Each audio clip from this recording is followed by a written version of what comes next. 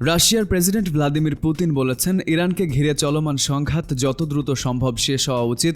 সেই সঙ্গে যুদ্ধ দীর্ঘায়িত হলে এর গুরুতর প্রভাব পুরো বিশ্বকে ভোগ করতে হবে বলেও সতর্ক করেন তিনি। বলেন, এই সংঘাত চলতে থাকলে সবাই ক্ষতিগ্রস্ত হবে।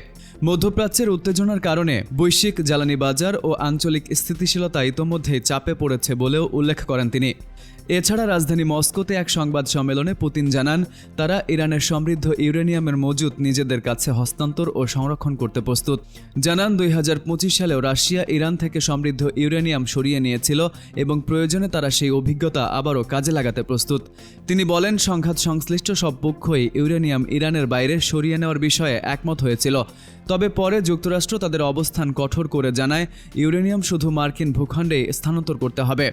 এরপরে ইরানও নিজেদের অবস্থান আরও কঠোর করে। রুশ প্রেসিডেন্ট আরও বলেন, মস্কো, ওয়াশিংটন ও তেহরানের সঙ্গে যোগাযোগ অব্যাহত রাখবে।